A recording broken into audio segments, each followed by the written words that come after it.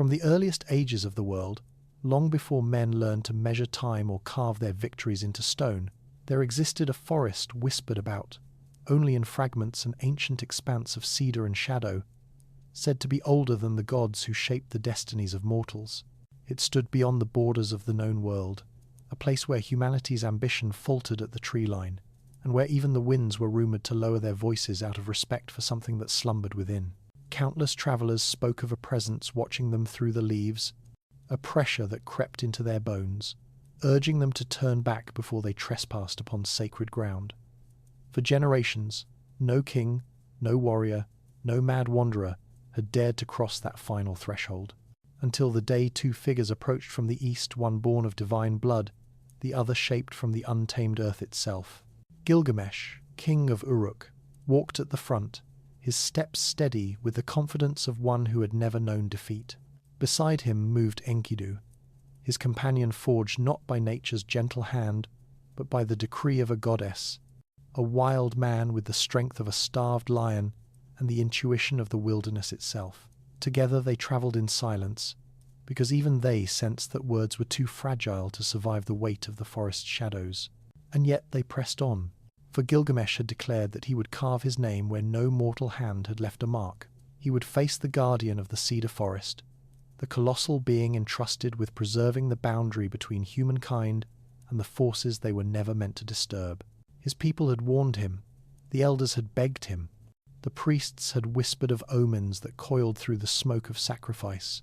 But glory is a hunger that devours caution, and Gilgamesh carried that hunger like a torch through the night. Enkidu, bound by loyalty stronger than fear, marched beside him, even though his heart trembled with a memory he did not fully understand, a memory of belonging to the forest, of being part of the balance he was now helping to shatter. The cedar forest greeted them with stillness. No bird song, no rustling of underbrush. It was as if the very air hung suspended, waiting to see what these two intruders would do.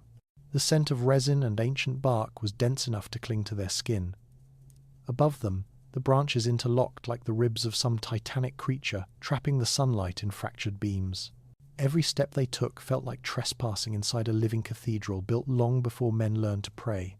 Then the ground began to vibrate. It was faint at first, like distant thunder, but grew stronger, pulsing upward through their feet, until even the stones beneath them seemed restless. A low, mournful moan drifted between the trees, resonating with a depth that made their bones quiver. Enkidu froze, his breath caught, his muscles coiled, instinct tearing through him like a storm. He remembered this sound. It was the voice of the guardian, the creature he was once meant to respect, not destroy. But Gilgamesh stepped forward. A shape emerged from the darkness between the trees, massive, towering, its outline shifting as though the shadows themselves clung to its form. The guardian's body was plated in hardened ridges like the bark of ancient cedar, yet its face bore the unmistakable sorrow of something that had waited too long for a battle it never wanted. Its eyes, glowing faintly like dying embers, travelled from Enkidu to Gilgamesh, and then to the axe in the king's tightening grip. The guardian inhaled. The world seemed to tilt. Its breath was a whirlwind that bent branches and sent dust spiralling into the air. Gilgamesh staggered back but did not fall. Enkidu steadied him, his gaze locked onto the creature with a mixture of dread and familiarity. The guardian roared, and the sound crashed through the forest like a tidal wave. Trees quivered. Shards of bark flew. Birds took flight in frenzied flocks that soon vanished into the distant sky. The battle had begun before either side drew a weapon. Gilgamesh lunged with the force of a falling star, but the guardian was faster than something of its size should ever be. Its massive arms swung, splintering the earth where Gilgamesh had just stood. Enkidu drove himself between the two combatants, striking the guardian's leg with a blow meant to unbalance rather than harm. But harming the guardian was like striking a mountain. His fist throbbed with pain. Still, he pressed on, darting through the creature's reach, shouting to pull its attention away from Gilgamesh. Their battle raged through the forest. Each strike released waves of power that warped the air. With every impact, roots tore free from the earth. Leaves ignited into showers of sparks, and the ground cracked open like clay left too long in the sun. Gilgamesh's blade sang with sharp determination, carving arcs of silver through the air. Enkidu moved with the instinct of a creature who had once been free of human constraints, swift, feral, unpredictable. But the guardian was the forest. Every movement of its limbs echoed the groaning of trees bending under centuries of wind. Every strike carried the weight of ages. It defended not only the sacred woods, but the delicate balance that held the natural order together. It fought with sorrow, not rage, and yet even sorrow can be lethal. A sweeping blow caught Enkidu across the chest, hurling him backward into a cedar trunk that splintered on impact. Gilgamesh roared, his fury ignited by the sight of his friend sliding toward the earth. He dashed forward with an impossible burst of strength, driving his axe into the guardian's leg, the one Enkidu had weakened. For the first time, the creature faltered. Its massive form staggered. A crack echoed like a falling pillar inside a ruined temple. The guardian collapsed to one knee. The forest shuddered as though grieving. Enkidu rose despite the pain coursing through his ribs and hurled a broken branch like a spear, distracting the creature long enough for Gilgamesh to strike again. The king's blade sank deeper this time, cutting through sinew that shimmered like living wood. The guardian howled a raw, haunting sound that tore through the canopy and sent flocks of birds spiraling upward in panic. The forest went silent. The guardian, wounded and cornered, looked upon the two warriors with eyes that glistened not with hatred but with resignation. Its breath came in ragged waves. The air around it shimmered with something ancient, fragile, sacred. Slowly, painfully, it bowed its head not in submission but in a plea. It spoke in a voice like cracking earth and whispering leaves. It told them it had no desire for violence, only to protect the boundary that kept humanity from reaching too far, too fast. It begged them to turn back, to spare its life, to honor the balance that had been entrusted to it. It promised to guide them as an ally, not destroy them as an enemy. It pleaded for the forest, for the world, for the fragile harmony that tethered existence together. And for a moment, the world held its breath. Enkidu's heart clenched. Memories of his life before civilization washed over him. The wind against his skin, the rivers that had once been his only companions, the beasts he had lived beside in quiet understanding. He knew the guardian spoke the truth. He knew this death would change something fundamental. But Gilgamesh, driven by the burning hunger that had brought him this far, lifted his axe. His arm trembled not with doubt, but with the weight of destiny. He convinced himself that sparing the creature would invite future danger to his people, that the stories of kings were written in the blood of the challenges they overcame, that this moment was his to seize. And so he struck. The sound of the blow echoed like a god's heart breaking. The guardian collapsed fully, its massive body shaking the earth as it hit the ground. A shockwave rippled through the soil, sending dust and leaves spiraling skyward. The forest wailed, a sound too deep for human ears, too ancient to be borne without trembling. The guardian's final breath drifted upward like a mist, dissolving into the branches above. And then, impossibly, a strange hush fell, an absence of sound, so complete it felt like the world itself had forgotten how to breathe. Gilgamesh lowered his axe. Enkidu turned away, unable to look at the lifeless form. Neither of them understood what they had truly done. In that moment, something delicate in the fabric of existence tore open. The balance between man and the divine wobbled on its axis. The echoes of their choice travelled farther than the forest past the horizon, past the borders of the known world, rising toward the heavens where the gods stirred in uneasy awareness. For the death of that guardian was not merely a victory, it was a message, a declaration, a shift, and it was only the beginning. If you wish to hear the rest of this story, with all its wonder, tragedy, and revelation, consider subscribing to the channel. Your support gives us the strength to continue creating stories that reach into the oldest corners of humanity and bring them back to life. Yet, even as the guardian's body lay broken upon the forest floor, a faint tremor continued to ripple through the cedar roots beneath them, like a final warning travelling along the veins of the earth. The air thickened, heavy with the scent of sap, and something else, something older, metallic, bitter. Gilgamesh felt it on his tongue, a taste like ancient grief rising from the soil. Enkidu's breath faltered. Neither spoke, but both sensed it. The world was shifting around them, realigning itself in ways that defied human understanding. Far above, the wind recoiled from the treetops, as if unwilling to carry news of what had happened. Even the sunlight withdrew, dimming to a muted amber hue that cast long, trembling shadows across the clearing. The forest, once alive with the quiet pulse of a world in balance, now seemed hollowed out, as if a vital organ had been removed, and the rest of the body had not yet realized it was dying. Gilgamesh stepped closer to the guardian's fallen form, the remnants of its breath still swirling through the canopy like strands of fading starlight. He knelt, reaching out a hand toward the creature's bark-like skin, but hesitated before touching it. There was a weight in the air, a pressure that pushed against his chest, as though the forest itself were trying to warn him to keep his distance. Yet the king of Uruk forced his hand forward. His fingers brushed the creature's cooling body. He felt nothing, not the warmth of life, not the chill of death, only an echo. It was as if the guardian had never been a living being at all, but a vessel, a container for something far larger. And by emptying that vessel, they had unleashed whatever had once resided within it. Enkidu's voice cracked through the silence. "This place is no longer ours to stand in." His words trembled with fear, not of the guardian, but of the unknown consequences now unfolding around them. His instincts, older than his human memories, cried out in alarm, urging him to flee before the forest decided to reclaim its cost. But Gilgamesh rose slowly, his jaw clenched, refusing to show fear even as the air pressed against them like the breath of an unseen colossus. He looked at Enkidu, then at the towering cedar trunks standing like ancient judges around them. "We came here seeking glory," he murmured, though whether he spoke to Enkidu or to himself, neither could tell. And glory always demands a price.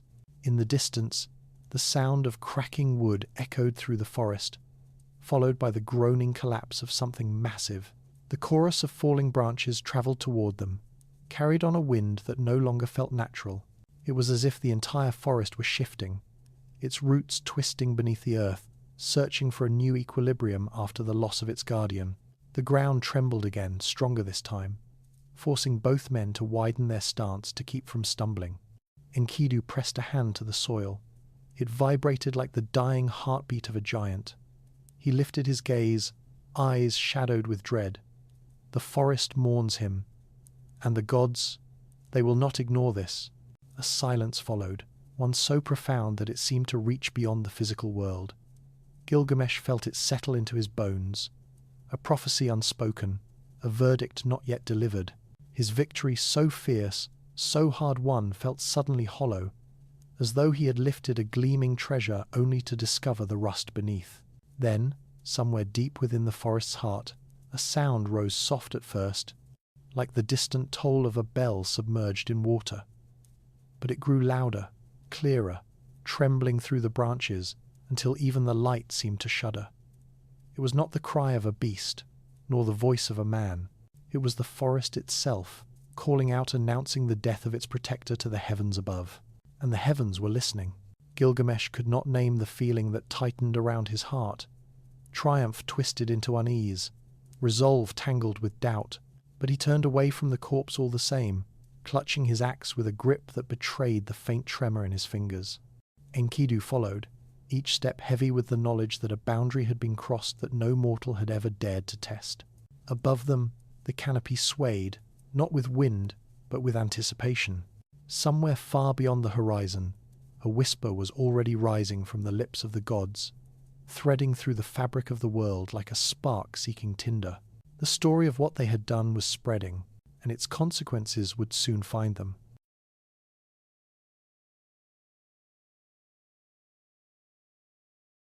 At the dawn of human civilization, long before Gilgamesh carved his defiance into the bones of the world, there existed a land where the first heartbeat of cities began to echo across the fertile plains. Mesopotamia, cradled between the restless currents of the Tigris and Euphrates, was a place where humanity learned not only how to survive, but how to shape the very fabric of existence. And in that ancient soil, beneath layers of clay tablets and forgotten prayers, one can still sense the tremors of a society awakening to its own power. To understand Gilgamesh, to grasp the weight of the epic that would one day redefine the nature of kingship and mortality, one must first return to that world, the world that created him, feared him, celebrated him, and ultimately immortalized him. The early cities rose like miracles from the mud, built not with the tools of certainty, but with hands trembling between hope and desperation. Uruk, Enkidu, Kish, Lagash, names that today feel like distant embers of a forgotten fire once blazed with life. They began as modest settlements clustered around riverbanks, where farmers tamed wild grains and taught water to obey them. Those first irrigation channels were more than infrastructure. They were declarations of intent, proof that humanity would no longer bow to the tyranny of nature, but would stand against it, shaping land as a sculptor shapes clay. Each canal carved into the earth was a reminder that mankind had discovered a new language, the language of will. Yet life in Mesopotamia was never simple.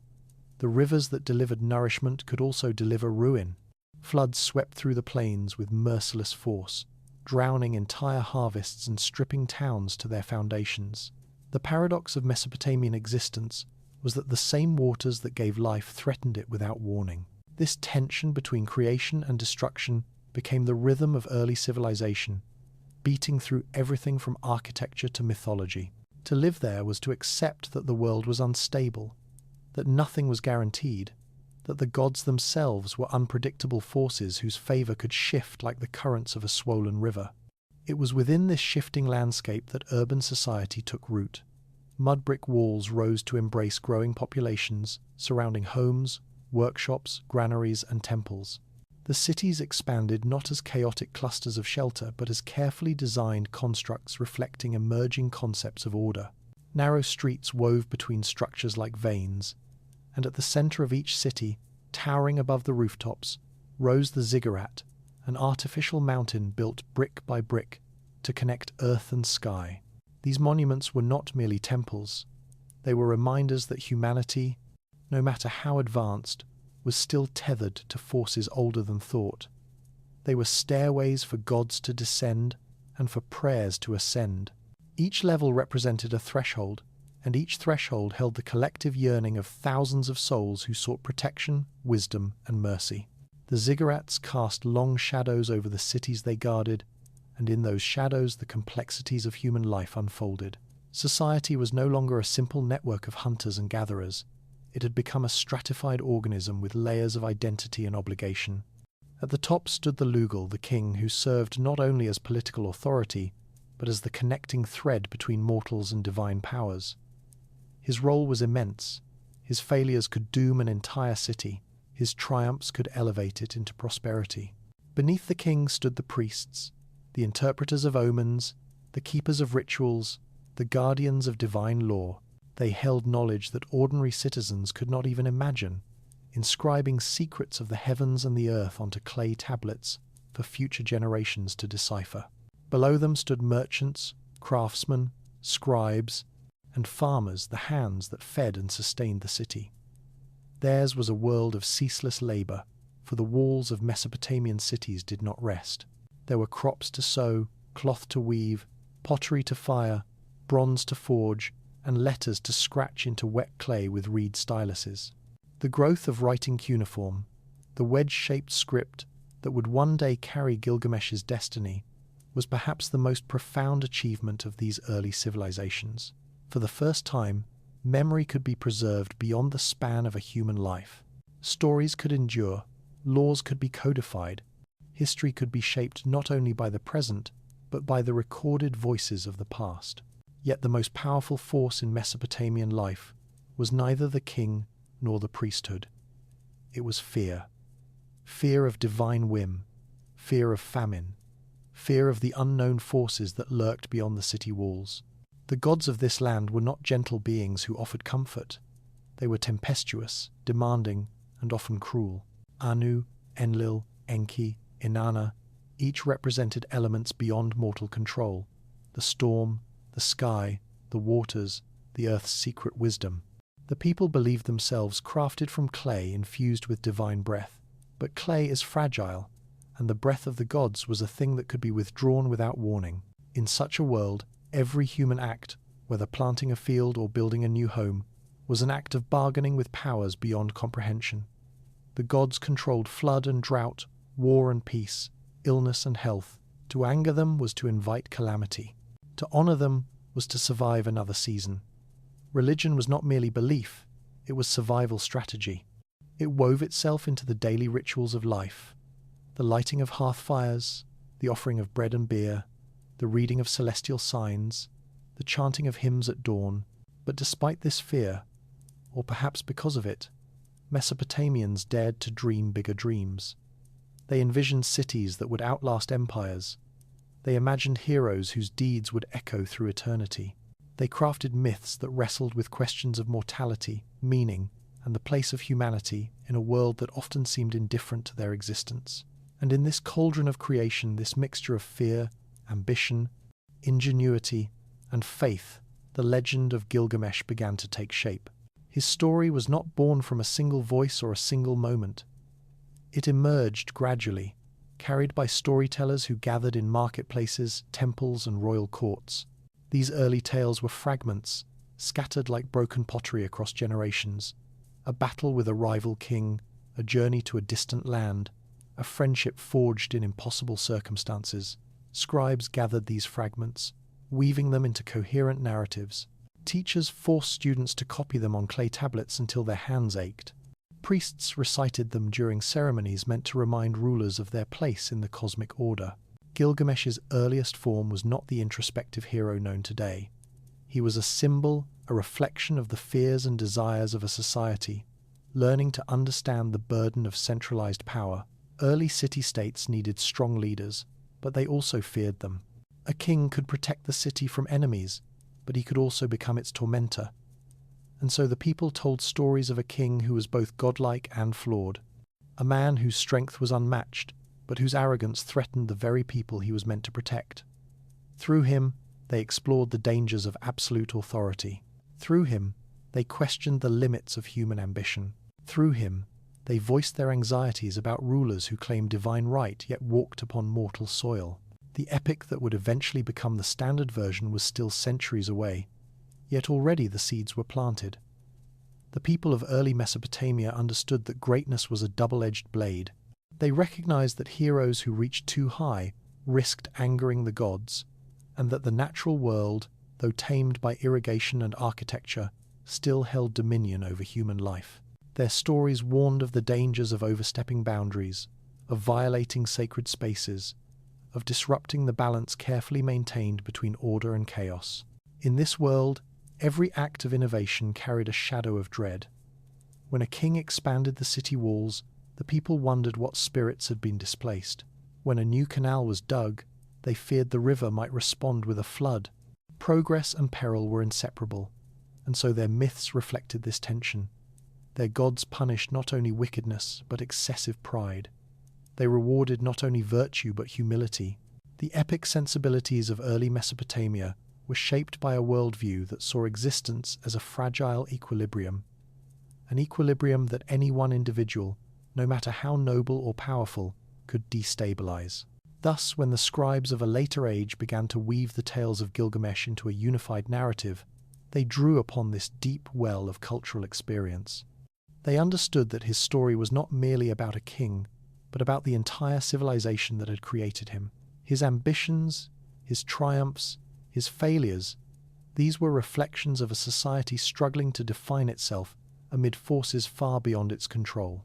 His journey symbolized the universal human struggle to reconcile power with responsibility, pride with humility, life with mortality.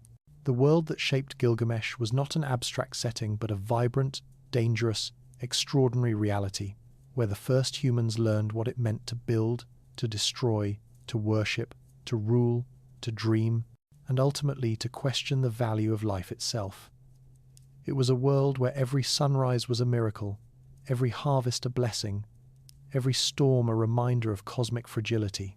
And within this crucible of creation, the raw material of the epic was forged, an epic that would one day rise from the clay tablets of a ruined library to speak across 4,000 years to anyone willing to listen.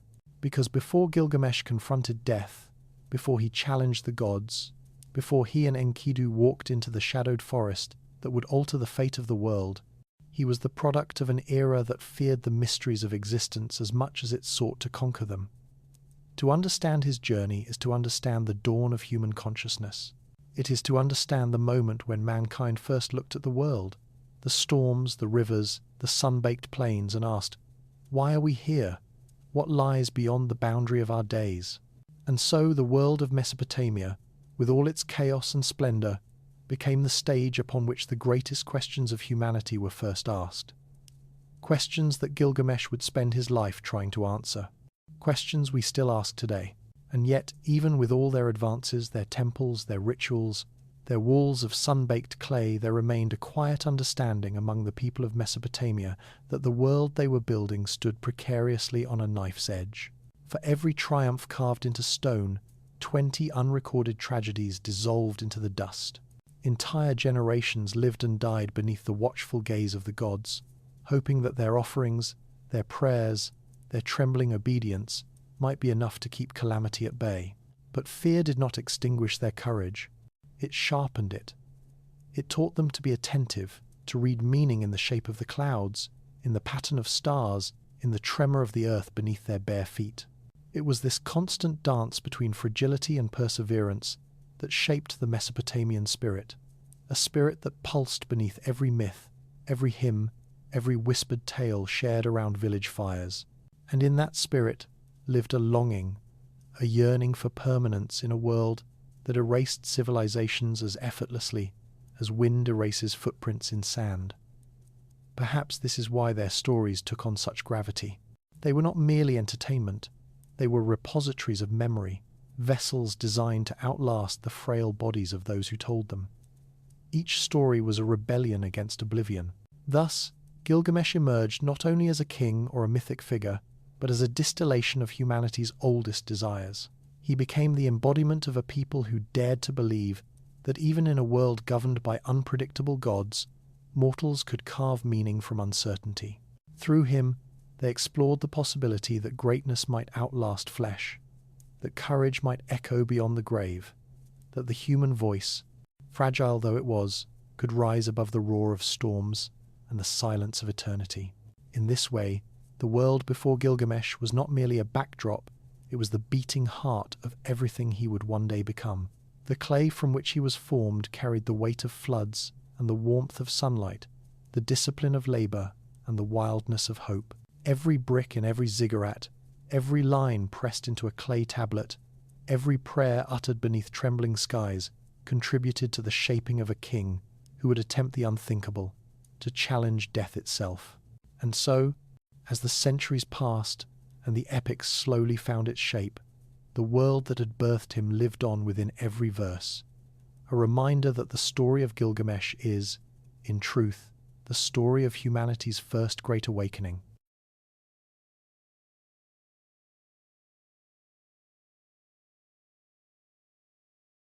The story of Gilgamesh does not begin in a moment of triumph or heroism, but in the quiet, trembling uncertainty of a world learning to understand the nature of leadership. For in early Mesopotamia, kings were not merely rulers, they were bridges between realms. They were chosen by divine decree or by human desperation to carry the weight of their people's fears, hopes, and survival. And yet, even in such a society, where rulers walked with the aura of gods, no king cast a longer or more complicated shadow than Gilgamesh. Long before his name became the anchor of an epic, he was a child born into contradiction.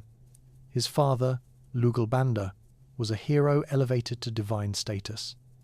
His mother, Ninsun, was a goddess revered for her wisdom, compassion, and insight.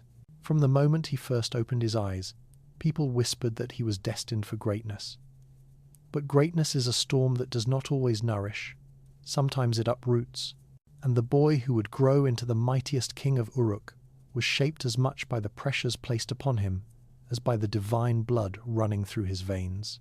Gilgamesh's childhood was a tapestry woven with conflicting threads. He grew up in the palace, surrounded by wealth and privilege, yet the elders observed him with a subtle, quiet fear.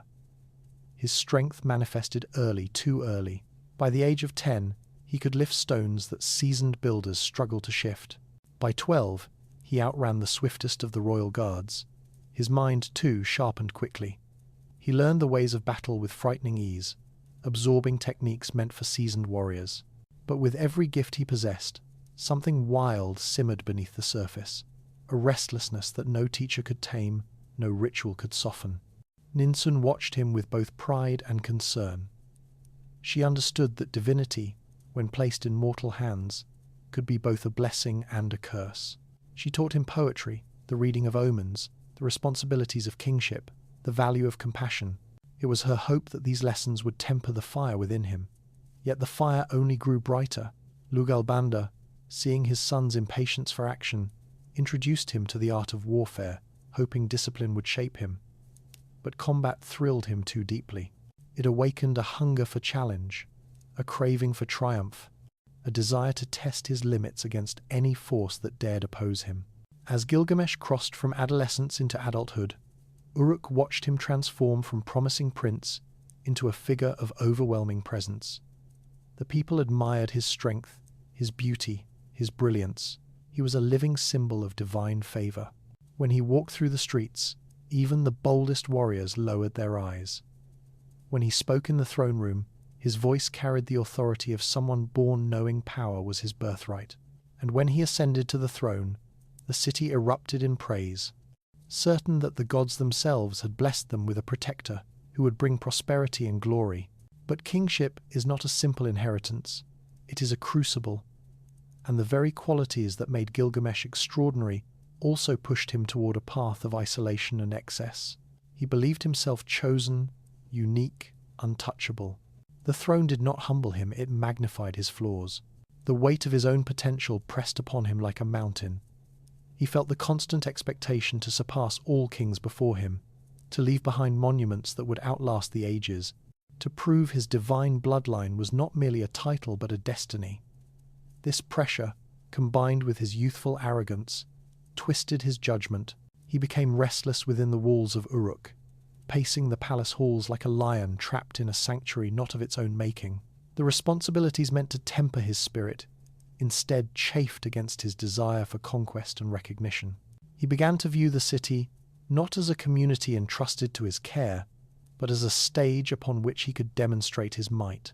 His decisions grew impulsive, his ambitions grew reckless, and the people of Uruk, once filled with hope, found themselves living beneath a sky that darkened each time their king sought another means of proving his superiority.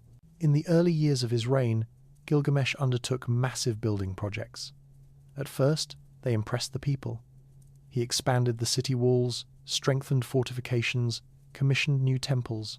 But soon the projects became relentless. He demanded labor without rest, forcing the young men of Uruk to work in scorching heat, their bodies breaking beneath the weight of stones he himself could lift with ease. When mothers begged him for mercy, he dismissed their pleas. When elders reminded him of balance, he ignored them. He believed that suffering was a small price for greatness, a necessary sacrifice for the legacy he would leave. The council of priests, once respectful, began to murmur behind closed doors. They saw that Gilgamesh acted without the wisdom of their ancestors. They feared he had grown too bold, too certain of his divine entitlement. His disregard for tradition, for the delicate harmony between the mortal and divine worlds, concerned them deeply. But none dared confront him directly. His power was absolute, and his fury was unpredictable. As months turned into years, Gilgamesh's arrogance only deepened. His interactions with the people grew strained. Stories circulated of him entering wedding feasts uninvited, claiming the right to lie with brides before their husbands. Some dismissed these as exaggerations, tales twisted by resentment. Others whispered that the king saw himself not as a servant of the gods, but as a god in his own right, one who believed he could take whatever he desired. The people of Uruk began to pray not for their king, but for protection from him. Their voices rose to the heavens with desperation. They begged the gods to intervene, to humble Gilgamesh, to teach him the meaning of restraint. They asked for a force strong enough to stand beside him or against him, so that he might remember he was still bound by the laws of the world he ruled. The gods listened. But before the heavens intervened, Gilgamesh experienced moments fleeting. fragile moments when something in him stirred, hinting at the man he might have become had he not been shaped by pressure, expectation, and unchecked power. Late at night, when the palace was quiet and the fires burned low, he sometimes wandered to the highest terrace overlooking the city. There he stood alone, staring at the lights flickering across Uruk like scattered stars. He watched families share meals, listened to distant laughter drifting through the cool evening air. In those moments, he felt a strange ache, a longing he could neither name nor understand. It was as though some part of him buried beneath layers of pride and divine ambition recognized that something essential was missing, something profound, a connection perhaps, a companionship, a balance that would anchor him to the humanity he had slowly begun to lose. But pride is a powerful barrier. Each time doubt surfaced, he buried it quickly beneath bravado. He told himself that loneliness was the price of exceptionalism, that kings stood apart from ordinary men by necessity, not by choice.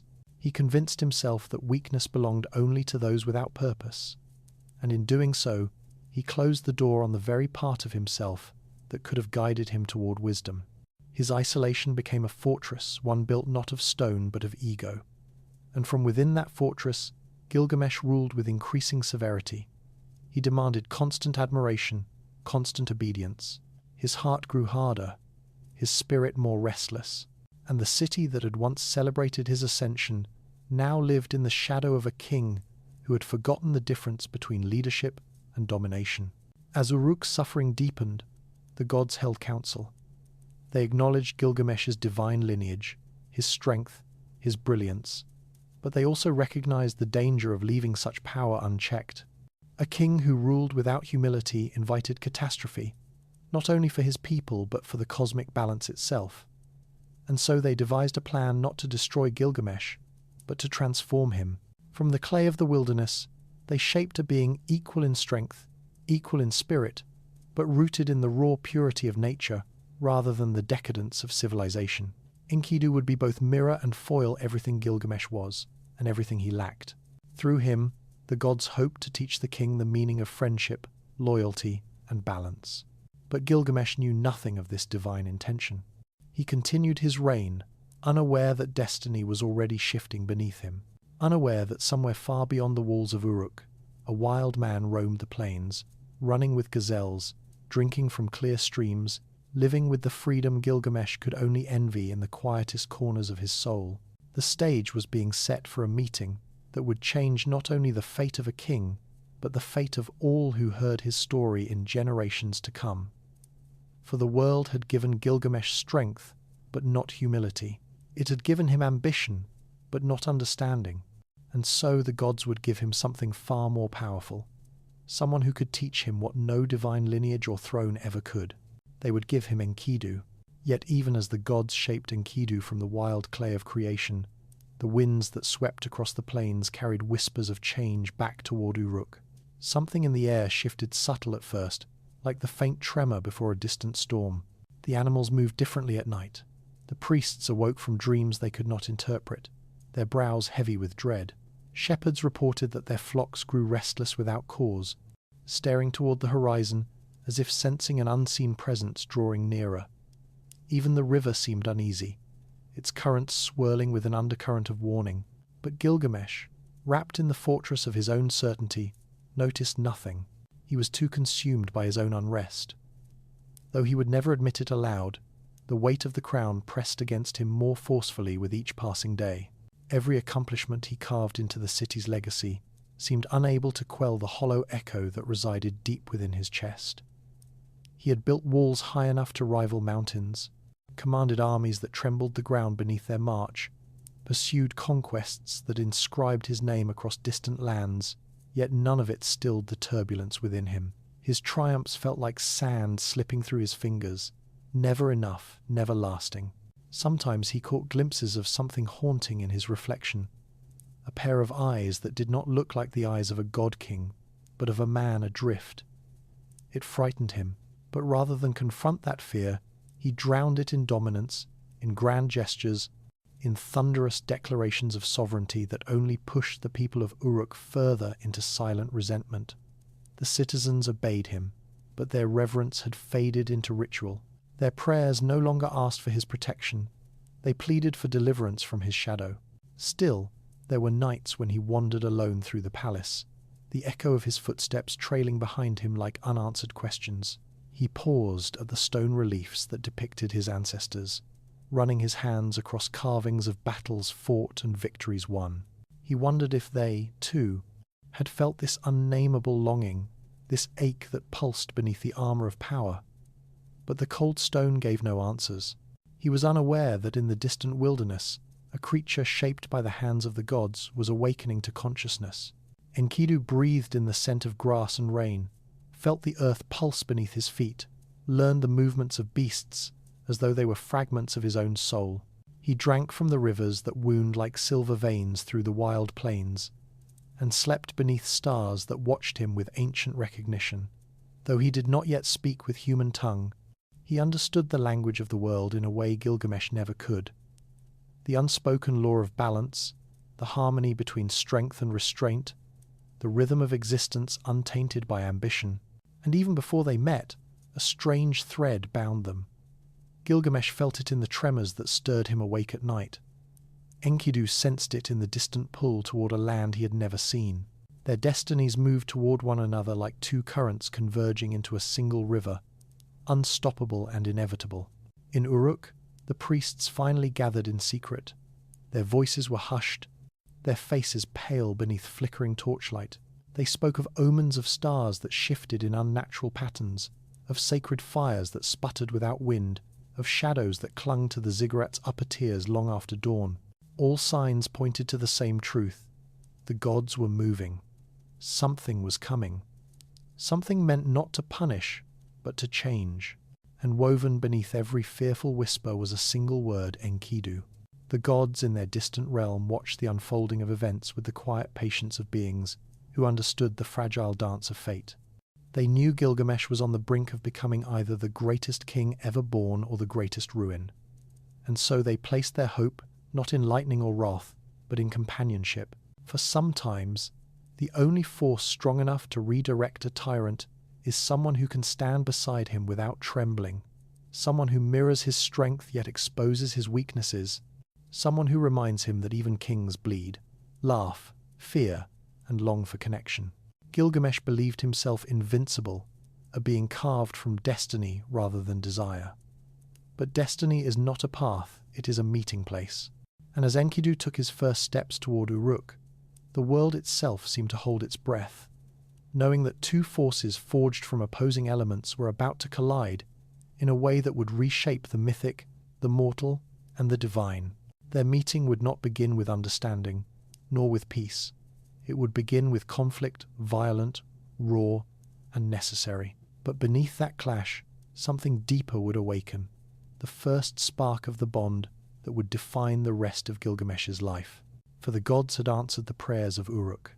They had heard the trembling voices, the pleas whispered into smoke rising from sacrificial flames, and they had given the city not a weapon, not a curse, but a heart strong enough to confront a king's arrogance. They had given the world Enkidu.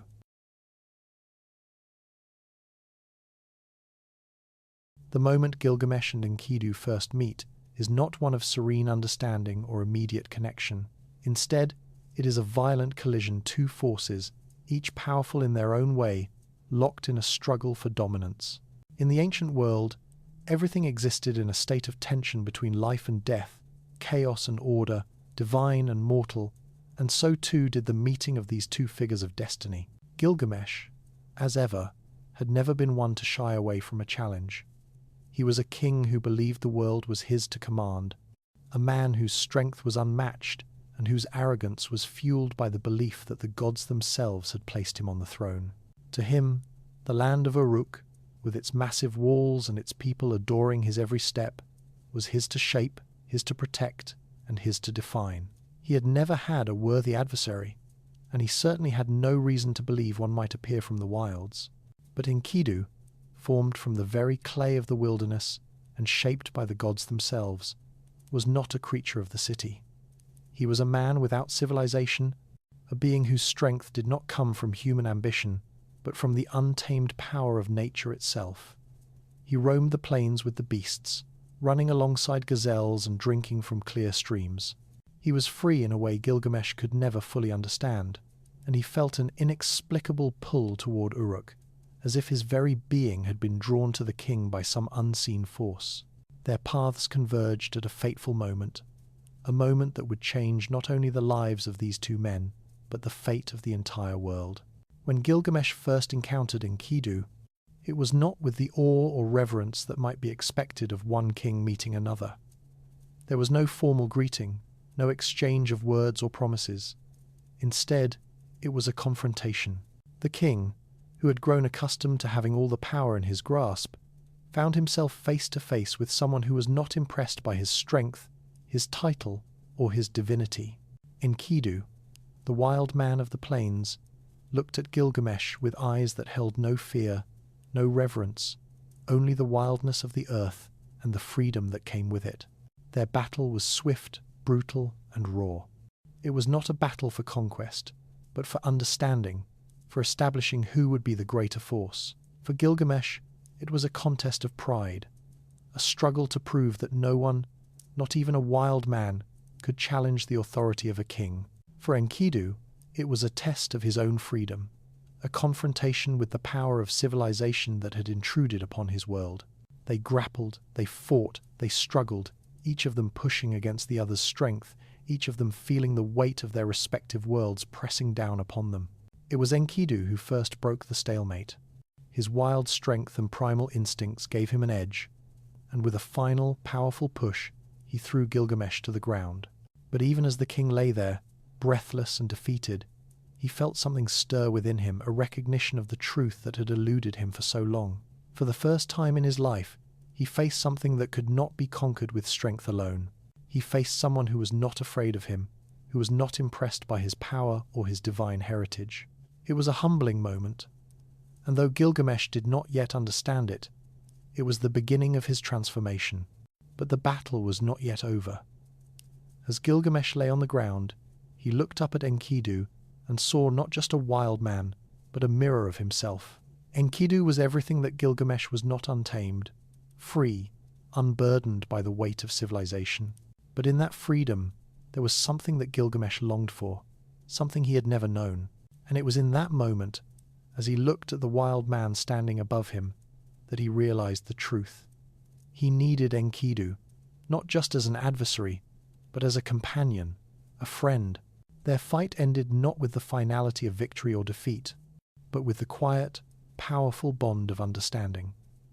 Gilgamesh, humbled for the first time, rose to his feet, and Enkidu, seeing the shift in the king's spirit, extended a hand in peace.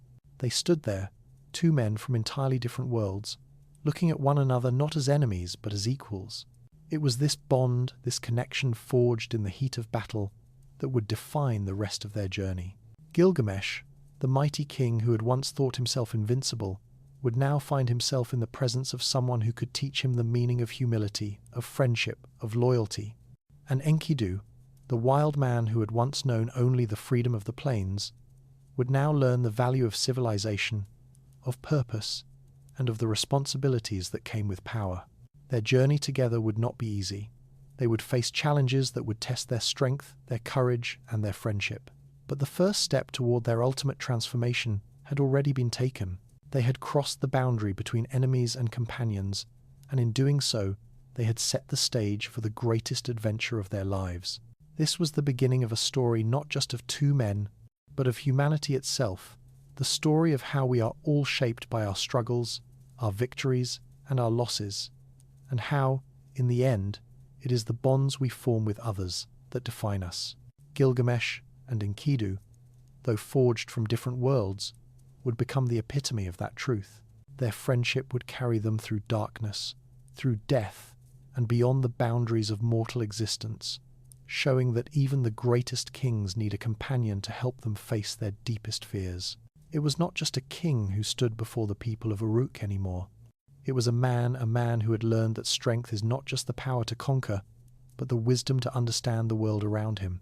And beside him stood Enkidu, the wild man who had come to understand that freedom is not just the absence of constraints, but the ability to choose responsibility for one's actions. Together, they would embark on a journey that would change the course of history, and the echoes of their story would resonate throughout the ages, reminding humanity that no man, no matter how great, can stand alone.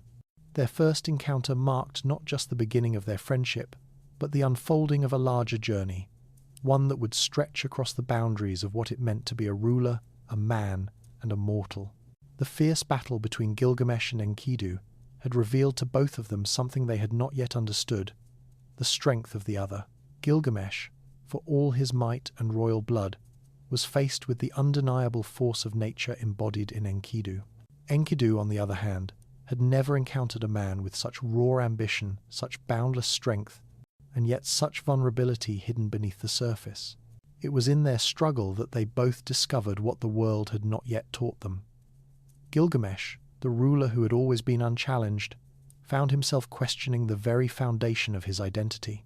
For the first time in his life, his strength was not enough to guarantee victory, and Enkidu, the wild man who had lived in harmony with nature, suddenly found himself swept into a world of politics, of power, and of rules that he did not understand. It was as though the universe had brought them together to create a balance, one between civilization and wilderness, between raw strength and calculated power, between freedom and responsibility. The bond they forged in the heat of battle would grow into something more profound as the days passed. In Enkidu, Gilgamesh saw not only a challenger, but a mirror reflecting his own flaws, his own weaknesses. He began to realize that his strength alone could not protect him from the emotional isolation he had built around himself. The king, once untouchable and surrounded by sycophants, found himself standing before a man who saw through the trappings of his divine heritage, who saw him not as a king, but as a fellow human being.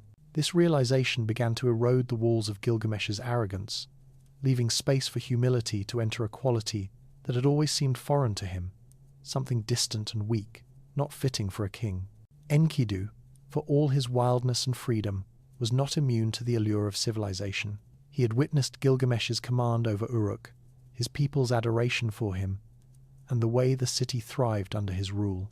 But Enkidu was not only captivated by the city's magnificence, he was also deeply troubled by its constraints. Civilization, with all its grandeur, also came with laws, expectations, and responsibilities. Freedom, for Enkidu, had always meant the unfiltered air of the wild, the unfenced expanses of nature where nothing was predictable. Yet, as he walked with Gilgamesh through Uruk, something began to shift within him. He saw that civilization, too, had its own form of beauty, a beauty rooted in structure, in community, in the bonds of humanity. But he also understood that with this beauty came a price, one that weighed heavily on the hearts of those who lived by its rules. It was in the moments they shared, whether through laughter or silence, that Gilgamesh and Enkidu began to understand the complexities of one another's worlds. In those quiet exchanges, they started to teach each other what they could not have learned alone. Gilgamesh learned from Enkidu that true strength was not merely the power to conquer, but the wisdom to understand the lives of others, the struggles they faced, and the delicate balance required to rule with justice. And Enkidu, for the first time, saw that freedom did not have to mean isolation. He began to realize that the ties that bind people together, whether through friendship, loyalty, or love, were not chains, but the very fabric of human existence. Their growing companionship, however, was not without its challenges. The path they walked was fraught with uncertainty, as both men had to confront their own inner turmoil, their own desires, and their own fears. There was a tension between the wild and the civil, between the primal forces that Enkidu embodied and the ordered world that Gilgamesh had inherited. They were opposites in many ways, and yet, in their differences, they found strength. The very friction between their worlds became the source of their greatest growth, a push and pull that made them both more than what they had been before. Together, they faced trials that tested not only their physical strength but also their moral and spiritual integrity. Their first true test came in the form of Humbaba, the guardian of the cedar forest, a force of nature that could not be tamed or controlled. It was a task that would force them to confront not only the natural world, but their own understanding of destiny, of fate, and of the consequences of their actions. In defeating Humbaba, they would claim a victory that echoed through the ages, but it would also be a victory that carried with it a heavy price, one that neither of them could have anticipated. Yet, even as they prepared to face this new challenge, the bond between Gilgamesh and Enkidu deepened. They were no longer simply two men thrown together by fate. They were brothers in arms, companions on a journey that would take them through the very fabric of existence itself. Together, they would confront not only the monsters that lurked in the world, but the monsters within themselves, the fears, the doubts, and the unresolved questions that had haunted them both since their first steps in the world. As the days turned into weeks, and the challenges grew more dangerous, Gilgamesh and Enkidu found themselves drawn closer, not by the promise of fame or glory, but by the quiet understanding that they were not alone in the world. In a land where kings and gods often stood apart from the common people, where the powerful ruled over the weak, their friendship was an anomaly, a symbol that even the greatest king could not stand alone, that even the mightiest man needed a companion to walk beside him in the dark.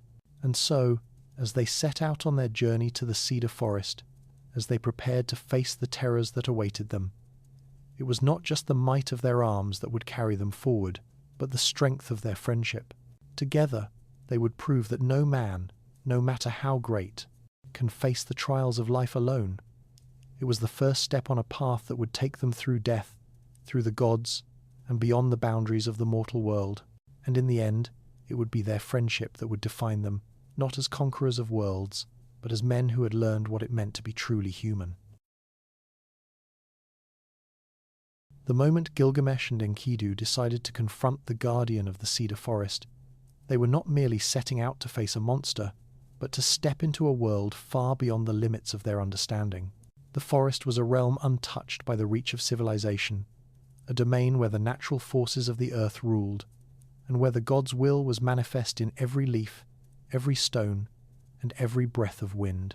To journey into this forest was to challenge the very forces of nature, to assert their human will against the primordial and eternal.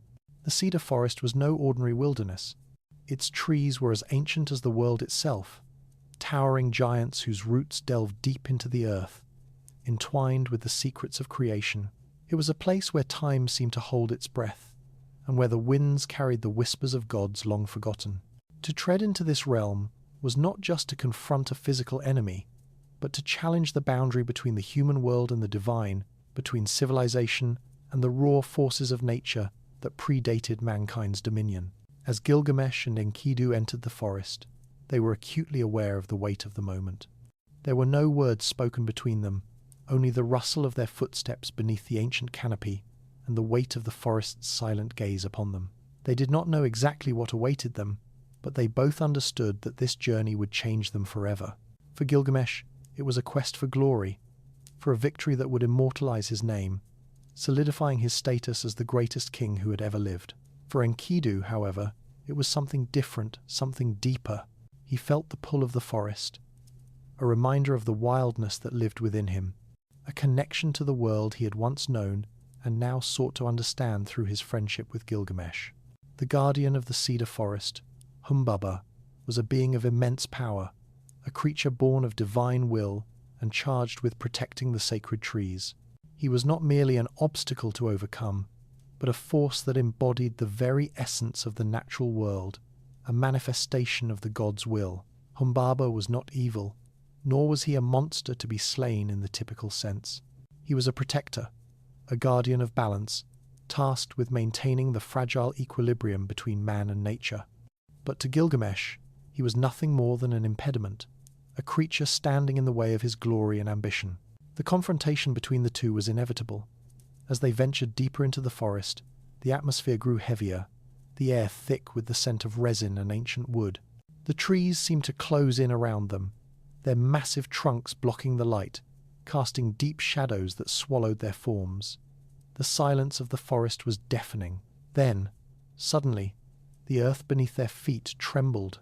The trees shook violently, their limbs creaking as if in warning. From the shadows, a low, guttural growl reverberated through the forest. Humbaba was coming. Gilgamesh, fearless as always, tightened his grip on his axe. His muscles coiled with the thrill of battle. Enkidu, however, hesitated for a moment. He felt a strange pang in his chest, a deep sense of unease. Humbaba was not just a monster. He was the protector of something sacred, a force that had existed long before men had learned to carve their names into stone. Enkidu knew that killing Humbaba was not just a matter of victory. It was a violation of a balance that had been maintained for millennia. Yet, his loyalty to Gilgamesh, his brother, his companion, pushed him forward. He followed the king without question, even as his heart filled with doubt. Then, Humbaba appeared. He was a massive figure, towering above the trees, his body clad in thick bark-like armor, his eyes glowing with a fierce, otherworldly light. His roar shook the forest, sending birds scattering into the sky. The ground beneath their feet cracked as he moved, his presence overwhelming. Gilgamesh charged forward without hesitation, his battle cry echoing through the woods. He swung his axe with all his might, but Humbaba was quick, dodging and countering with strength that seemed to match or even exceed his own. The battle was fierce, a clash of titanic forces, one fueled by the pride of kingship, the other by the raw power of the earth itself. Gilgamesh fought with all the might of his royal blood, his blows landing with the force of a storm. But Humbaba, though powerful, fought with a purpose that Gilgamesh could not understand. He was not simply defending his life, but the forest itself, the boundary between man and nature. Every strike he made was a warning, a plea for the invaders to turn back. His roars echoed with a strange sadness, a longing to protect the sacred space that he had sworn to defend. Despite the violence of the clash, there was something about the Guardian's resistance that made Gilgamesh question the righteousness of his actions. For the first time in his life, he was confronted with an enemy that did not fight out of malice, but out of necessity. Humbaba was not an obstacle to be removed. He was a force of nature that existed to preserve balance. Gilgamesh began to feel the weight of the consequences of his actions, the potential cost of his ambition. But the thought was fleeting. His desire for glory and immortality overshadowed any lingering doubt. With a final desperate strike, Gilgamesh drove his axe into Humbaba's leg, weakening the Guardian enough to deliver the fatal blow. As the Guardian fell, the forest seemed to mourn. The trees groaned, their branches creaking in sorrow, as if they too understood that something precious had been lost. Humbaba, before his death, begged for mercy. He offered to serve Gilgamesh, to guide him as a protector of the forest. But the king's ambition did not allow for mercy. He had come for victory, and in his mind, that meant ending the life of the Guardian, regardless of the consequences. Humbaba's death was not a triumph. It was an act of destruction that tore through the fabric of existence itself. As the Guardian's body hit the ground, the forest seemed to hold its breath. The ground trembled, and a silence fell over the land, unnatural, oppressive, as though the very earth was mourning the loss of its protector. Gilgamesh and Enkidu stood in that silence, their hearts heavy with the weight of what they had done. The victory they had sought now felt hollow. The glory they had hoped to claim was fleeting, like the wind in the trees. They had taken life to secure their own, but at what cost? What had they lost in the process? This moment marked a turning point not only in their journey but in their lives. Gilgamesh, once filled with pride and certainty, now found himself questioning the choices he had made. Enkidu, who had always been in tune with the balance of nature, now felt a deep sense of guilt. The victory over Humbaba had come at a steep price, and neither man could ignore the toll it had taken on their souls. The gods, too, took notice of the events that had unfolded in the cedar forest. They watched as Gilgamesh and Enkidu returned to Uruk, carrying with them the spoils of their conquest cedar logs that would be used to build temples and palaces, symbols of their victory. But the gods knew that the balance had been disturbed. Humbaba's death was not just the slaying of a creature, but the violation of a natural order that had been in place for eons. The gods saw the arrogance in Gilgamesh's actions and understood that his triumph would have far-reaching consequences. As Gilgamesh stood in the shadow of his victory, he felt the weight of the gods' gaze upon him. The celebrations in Uruk were muted, overshadowed by a sense of foreboding that hung in the air. The gods had taken note of his actions, and their judgment would soon come. For in the quest for glory, Gilgamesh had disturbed the very forces that governed the world, forces that could not be ignored forever. The death of Humbaba was only the beginning, and the consequences of that act would soon become apparent as the gods began to stir in their celestial domains, watching closely the fate of the king who had dared to challenge the boundaries of the world. As the death of Humbaba echoed through the cedar forest, the very air seemed to shift. The wind, which had carried the whispers of the gods and the murmurs of ancient trees, now fell silent, as though the land itself was holding its breath. It was as if the earth was mourning the guardian's fall, for it had not simply lost a protector, but a force of balance, an embodiment of the primordial harmony that had existed since the beginning of time. The trees, which had been silent witnesses to countless centuries, now swayed in sorrow. The deep groan of their trunks and the rustle of their leaves seemed to mourn the violation of a sacred trust, the fracture of an ancient equilibrium. For Gilgamesh and Enkidu, the victory over Humbaba was not one they could fully savour. What had begun as an act of ambition, Gilgamesh's desire for glory, his need to carve his name into the annals of history, had taken on a darker hue. As Humbaba's massive form collapsed, the earth itself seemed to shake with a heavy grief, and Gilgamesh felt a pang of guilt, a discomfort he could not immediately name. It was as if something essential had been lost, something that could never be replaced. Enkidu, too, was deeply affected. He had come from the wilds, and the forest had once been his home, a place where the balance of nature was sacred, where every life was connected in an intricate web of existence. He understood the role of Humbaba not as a tyrant or a foe, but as a guardian of that delicate equilibrium. He felt, as if on some deep, primal level, the disruption that had just occurred. Killing Humbaba had not been an act of war or conquest. It was an act of destruction, a severing of the bond between man and nature. It was a choice that Enkidu could not fully reconcile, even though he had followed Gilgamesh without question. As they stood there, in the silence of the fallen guardian, a realization began to take root in both of them. They had sought to conquer the forest, to assert their dominance over the untamed, to claim the cedar trees for their own glory. Yet now, standing amidst the ruins of that conquest, they saw what they had taken. It was not just the life of one being they had destroyed, it was the very heart of the forest that had been torn apart. Humbaba had been more than just an obstacle. He had been the embodiment of nature's resilience, the guardian of the balance that kept the world from unraveling. In the absence of the guardian, the forest seemed to hold an unspoken question. What had they accomplished? What had they gained from this victory? The cedar logs they carried, the tangible proof of their triumph, now felt like a hollow prize. The celebration that awaited them in Uruk, the songs, the feasts, the praises, seemed suddenly distant and meaningless.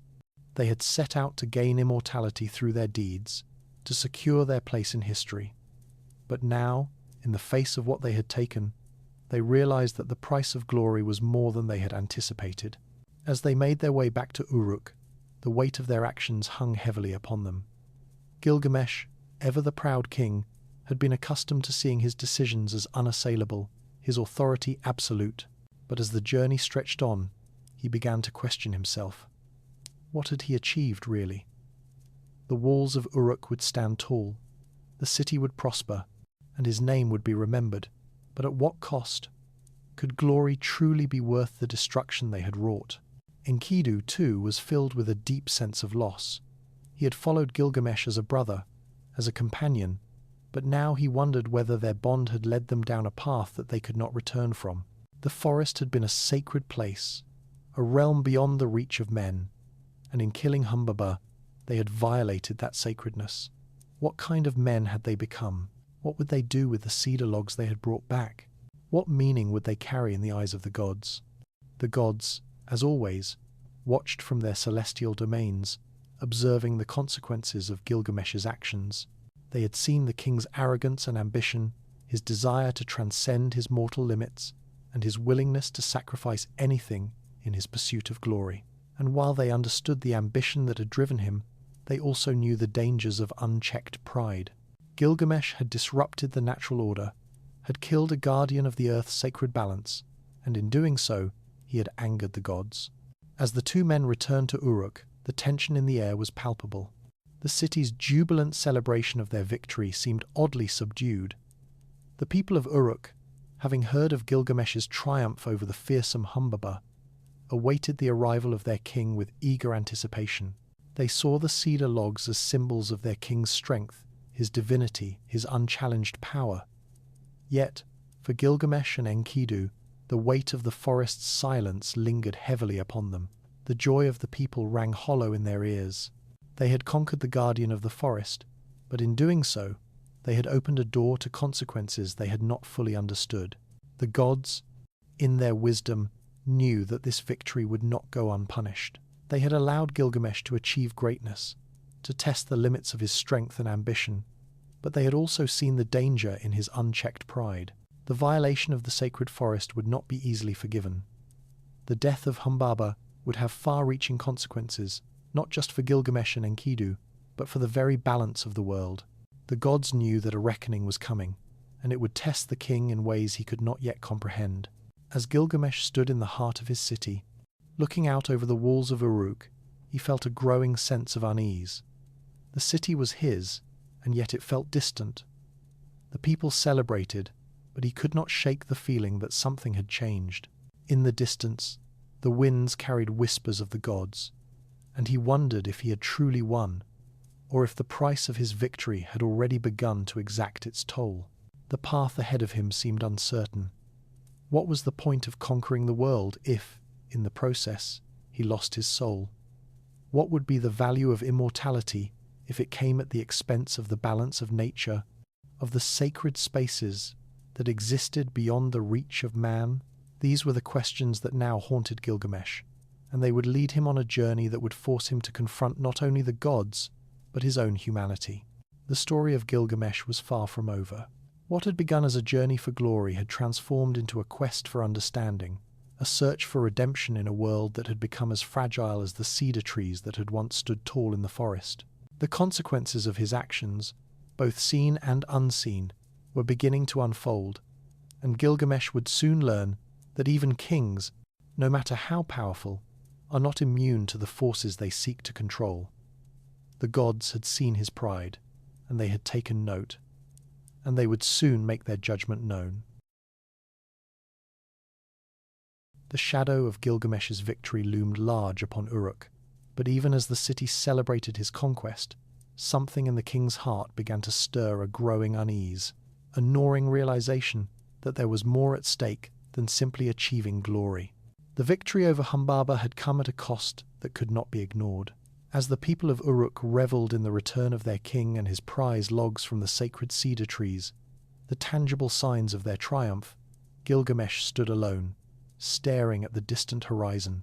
He had claimed victory, yes, but in the silence of his own soul, the weight of his actions began to press upon him. Gilgamesh had always believed that power, strength, and the adoration of his people would grant him the fulfillment he sought. He had sought immortality through conquest, to leave behind a legacy so enduring that it would defy the boundaries of time and death. And yet, as he gazed out over the grand city of Uruk, the gleaming walls that had once seemed like the perfect reflection of his might, he realized that something was amiss. Despite the riches, the endless praise, and the tangible evidence of his success, he felt a deep emptiness, a sense that the glory he had won was fleeting, like a dream that evaporated upon waking.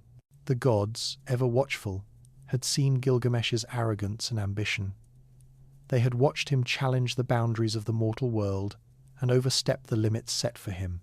Gilgamesh had disrupted the balance of nature, violating the sacred space of the cedar forest and slaying its protector, Humbaba.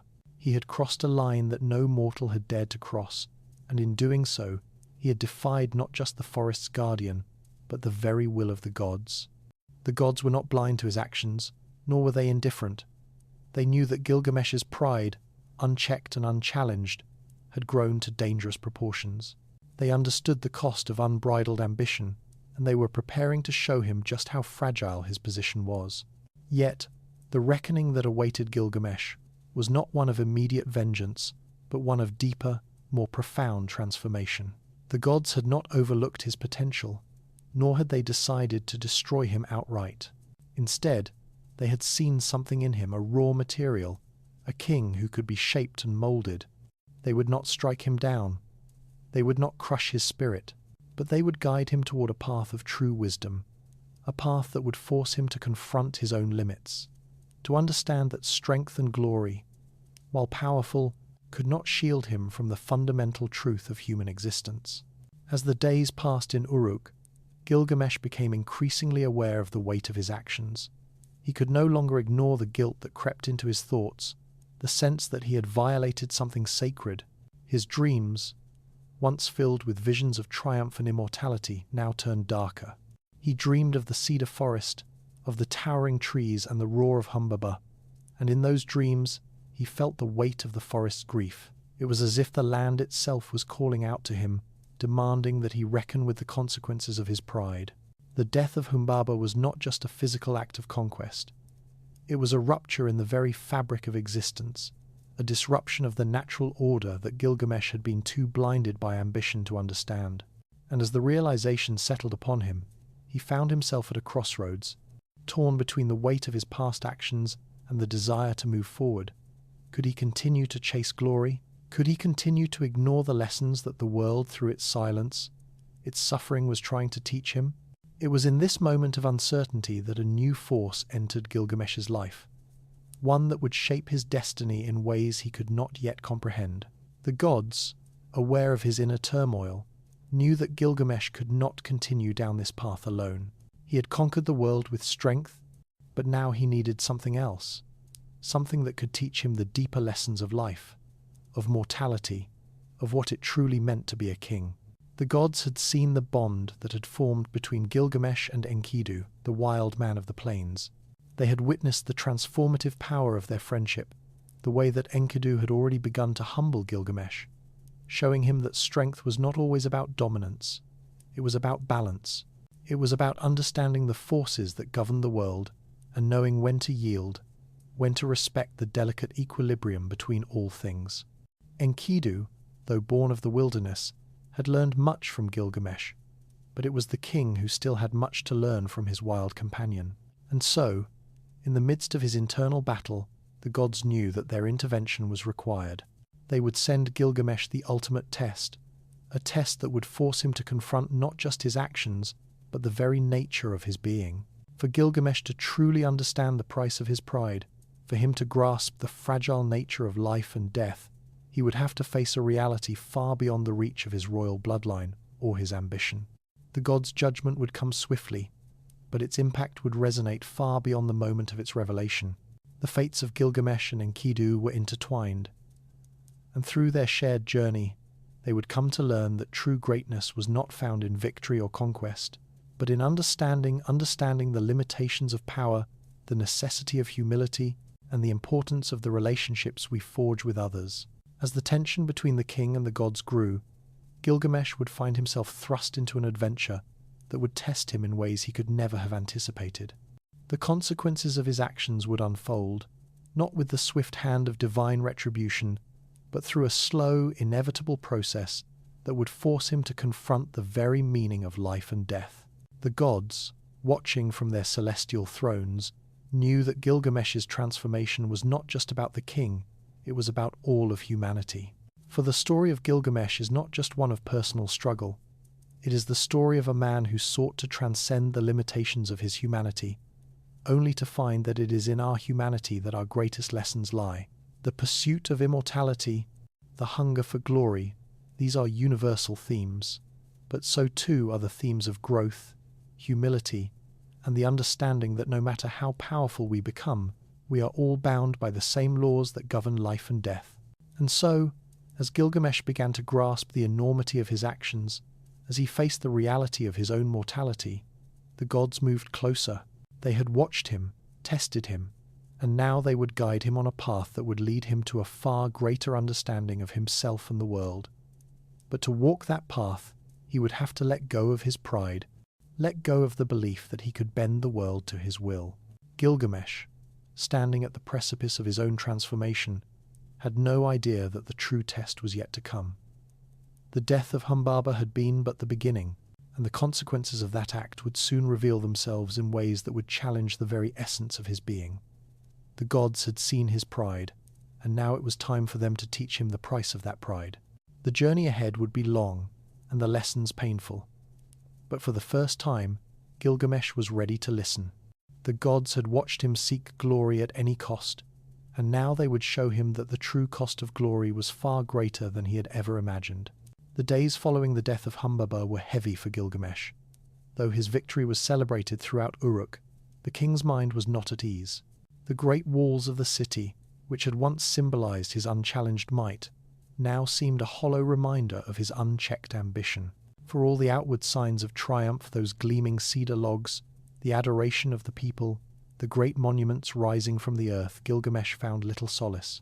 The victory he had once craved so fiercely had proven to be fleeting, leaving a cold emptiness in its wake.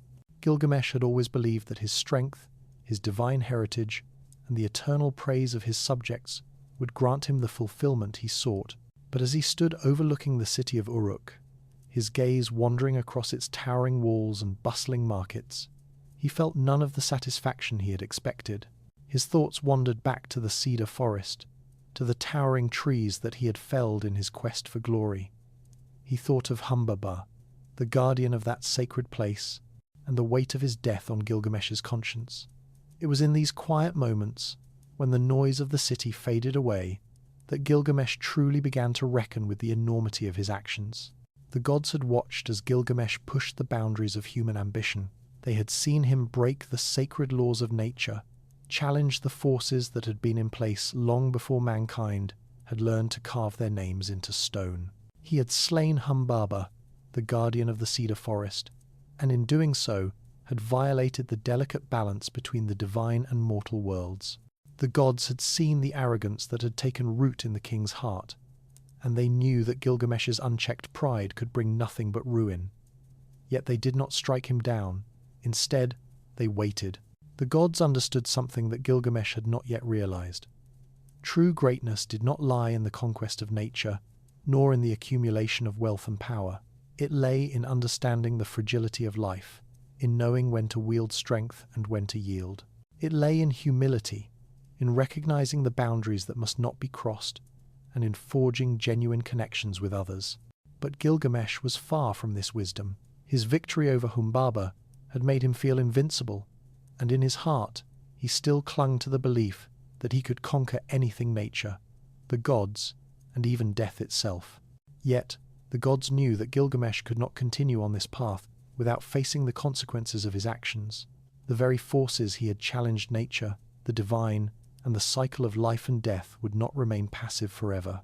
A reckoning was coming, one that would force Gilgamesh to confront the limits of his power and his immortality. As the weeks passed, Gilgamesh's dreams grew darker. He dreamed of the cedar forest, its towering trees now scarred and broken. He saw the body of Humbaba, its once mighty form now a lifeless heap on the forest floor. He felt the grief of the forest itself, the loss of its guardian, and in those dreams he heard the voices of the gods, their whispers a constant reminder of the cost of his actions. Each morning, Gilgamesh awoke with a sense of dread, a feeling that he could not shake.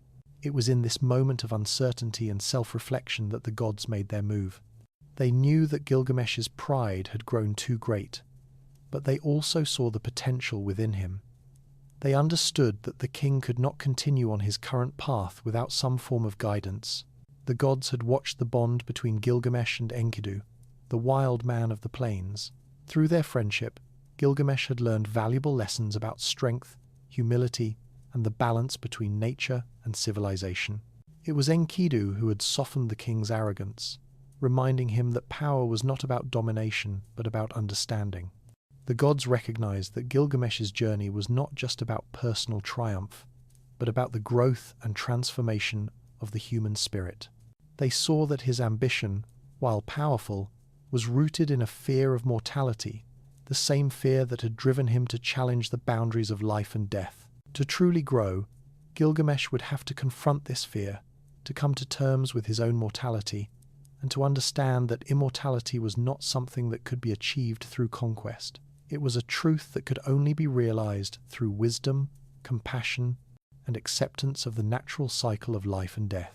And so, the gods sent a final test, a test that would force Gilgamesh to confront not just his own limitations, but the very meaning of his existence. This test would come in the form of a great loss, a loss that would leave Gilgamesh shattered and broken, yet ultimately lead him to the wisdom he so desperately needed. As Gilgamesh's journey unfolded, the true cost of his actions would become painfully clear. The victory over Humbaba, once a symbol of his strength, would now serve as a reminder of the price of ambition without wisdom. The gods had allowed him to conquer, but they had not allowed him to escape the consequences of that conquest. They had given him power, but they had also given him the opportunity to grow. Now, Gilgamesh would be forced to face the consequences of his arrogance and to learn that true greatness lies not in the victories we achieve, but in the humility we find along the way. The gods, watching closely from their thrones in the heavens, knew that Gilgamesh's transformation was not just a personal journey, it was a journey for all of humanity. His struggle with pride, mortality, and the pursuit of meaning was the struggle of every man and woman who sought to transcend the limitations of their existence. The gods had seen the potential in Gilgamesh, and now they would show him the price of pride, the cost of ambition, and the true path to wisdom. The lessons that Gilgamesh would learn in the coming trials would not be easy. They would tear him apart, forcing him to confront the deepest fears of his soul. But in the end, he would emerge as a changed man, one who had come to understand the delicate balance of life and death, the fleeting nature of glory, and the importance of the relationships we form with others. The gods, in their wisdom, had not destroyed him. Instead, they had shown him a path to true greatness, not through the conquest of the world, but through the conquest of the self. The shadow of mortality had crept up on Gilgamesh ever since the death of Humbaba. The victory, which had initially been a source of pride, had begun to feel hollow. His actions in the cedar forest, though celebrated by his people, had left a scar upon his soul, an understanding that he was not beyond the reach of death. The king of Uruk, once filled with the insatiable hunger for glory, now found himself consumed by a fear he could not conquer, the fear of dying.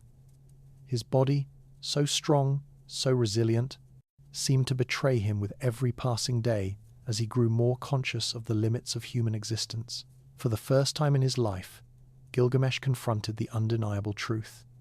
Death would come for him, just as it came for all men.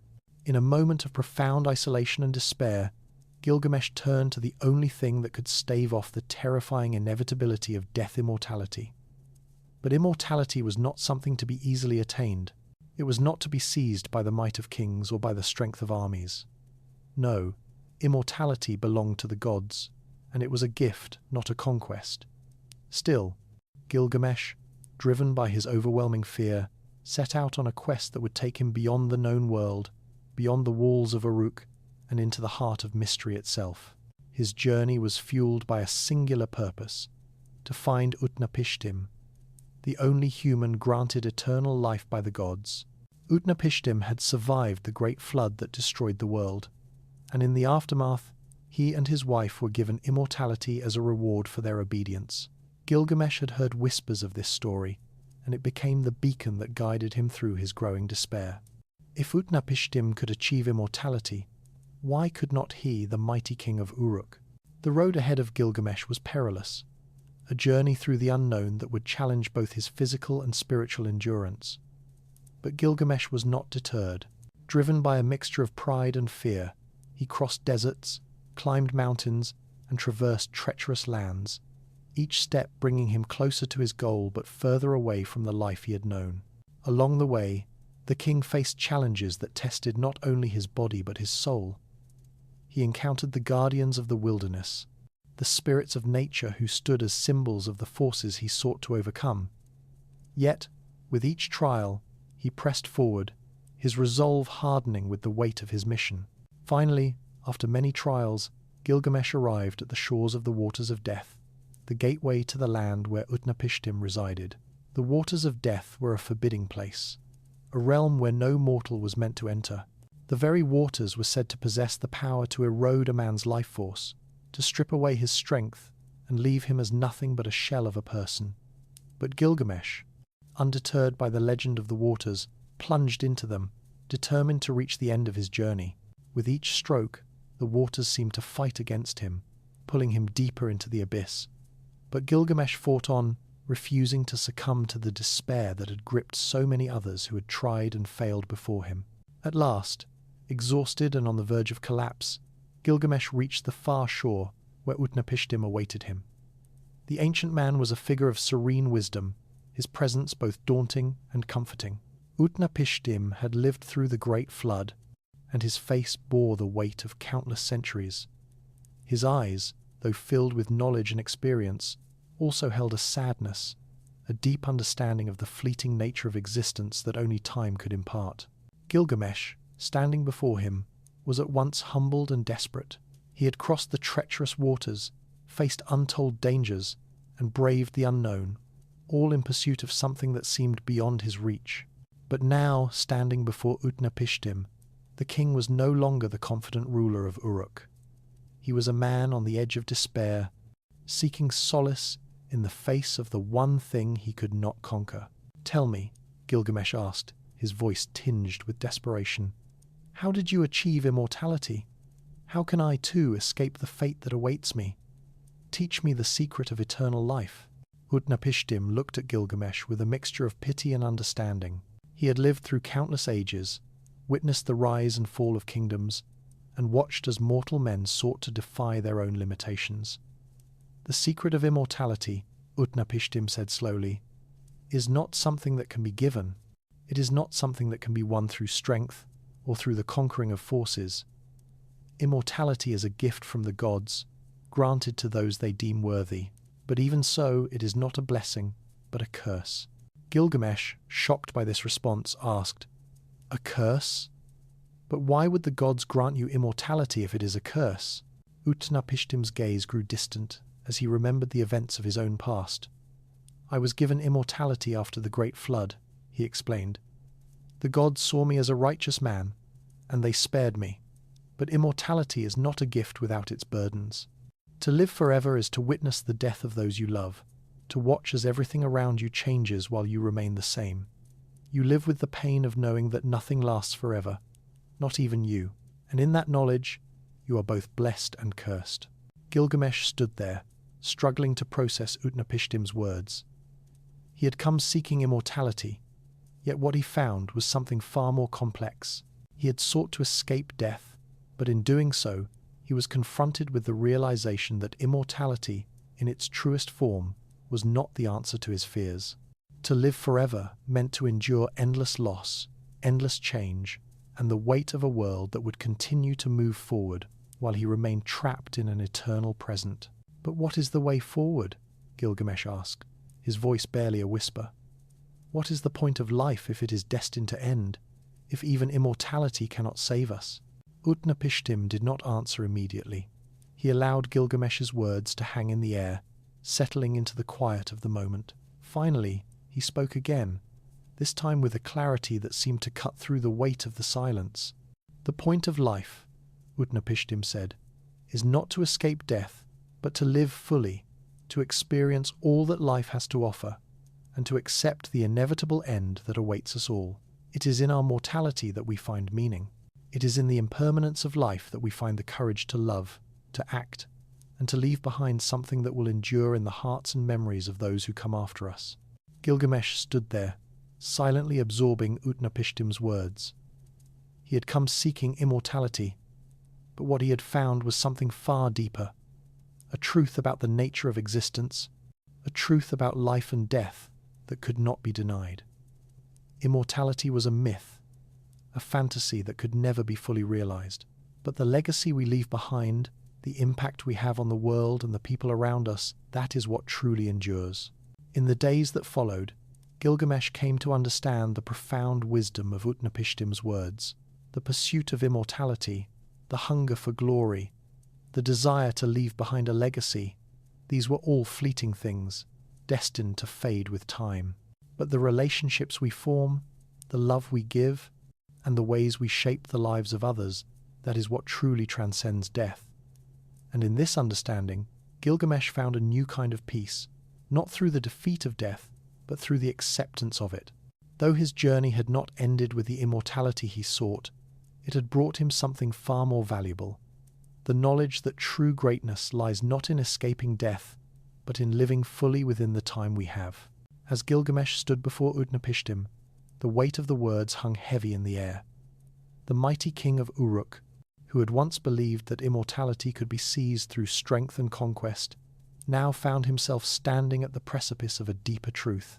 The quest for eternal life that had burned within him for so long had led him to this moment only to discover that immortality, as he had imagined it, was not the answer to his greatest fear. Utnapishtim's words resonated deeply within him. The gods had granted him eternal life, but with it came the haunting burden of endless loss and change. Immortality was not the triumphant, unending existence that Gilgamesh had envisioned. It was a curse, a painful reminder that nothing lasts forever, not even the most cherished memories, not even the bonds we form. The very immortality Gilgamesh sought had been bestowed upon a man who had lived long enough to witness the passing of generations, the fading of loved ones, and the inexorable march of time. To live forever was to watch the world evolve, to see empires rise and fall, to endure the silent mourning of a life that could never truly find rest. As these thoughts settled within him, Gilgamesh began to realize the immense weight of the world that Utnapishtim had carried. The ancient man had survived the Great Flood, been granted immortality, but at a cost that transcended the understanding of a mortal like Gilgamesh. He had watched his own family age and die while he remained unchanged, frozen in time. Immortality, it seemed, was a double-edged sword. The very gift he had sought to escape death had brought about its own form of suffering, an eternal existence devoid of true connection, as those around him continued to slip away into the abyss of time. Gilgamesh, his heart heavy with this newfound realization, felt a profound shift within himself. For so long, he had been obsessed with the idea of conquering death, of leaving a legacy so grand that it would defy the passage of time. But now, standing before Utnapishtim, the king realized that the essence of life was not found in the quest for immortality or glory. It was found in the fleeting, precious moments of existence, in the relationships we build, in the love we give, and in the impact we leave on those who come after us. The ancient man's words continued to echo in his mind. It is in our mortality that we find meaning. It is in the impermanence of life that we find the courage to love, to act, and to leave behind something that will endure in the hearts and memories of those who come after us. The silence between the two men grew, and Gilgamesh, for the first time in his life, found himself facing the truth he had long tried to avoid. Death was inevitable, but it was not something to be feared. It was a part of the natural order, a force that all living things must come to terms with. In accepting this truth, Gilgamesh could begin to find peace not in the pursuit of immortality, but in the acceptance of his own mortality. As Utnapishtim observed the king, he could see the transformation taking place within him. Gilgamesh had come to him in search of answers, but what he had found was not the secret to eternal life, but something much more profound. He had come to understand that the true value of life lay not in the avoidance of death, but in the acceptance of it. Utnapishtim's voice broke the silence once more, softer this time, filled with compassion. Gilgamesh, you have sought immortality as though it is the key to eternal glory, but it is not. What makes life meaningful is not the number of years we live, but the way we live those years. It is in the love we share, the wisdom we impart, and the legacy we leave behind in the hearts of those we touch. These are the things that endure, long after our bodies have returned to the earth. Gilgamesh, still grappling with the weight of this revelation, nodded slowly. He could feel the truth of Utnapishtim's words deep in his soul. The quest for immortality had been his driving force, but now, standing before this ancient sage, he realized that it was not the immortality of the body that mattered, but the immortality of the spirit. The legacy of one's actions, the impact one had on the world, was what truly transcended death. I understand now, Gilgamesh said, his voice thick with emotion. It is not enough to seek immortality for the sake of glory. True greatness lies in the way we live, in how we touch the lives of others, and leave behind a legacy that will carry on long after we are gone. Utnapishtim smiled, a glimmer of approval in his ancient eyes. You are beginning to understand, Gilgamesh. The key to true immortality lies not in avoiding death, but in living fully in the time we are given. In embracing the fleeting nature of life, we find the courage to make the most of it. We find the strength to love deeply, to act boldly, and to leave behind something that will endure. Gilgamesh stood there, feeling the weight of Utnapishtim's words settle into his heart. He had sought immortality, but in the end, he had found something far more valuable, a deeper understanding of life itself. He had been consumed by the fear of death, but now, standing in the presence of the one man who had lived through the ages, he realized that it was not the fear of death that should guide him, but the understanding that every moment of life was a gift, fragile, impermanent, and precious. As Gilgamesh prepared to leave Utnapishtim's abode, he was no longer the same man who had set out on this journey. His quest for immortality had been replaced with a newfound appreciation for the life he had, and for the relationships he had built along the way. He knew that death would eventually come for him, as it comes for all men, but now he understood that it was not death that defined a man's life.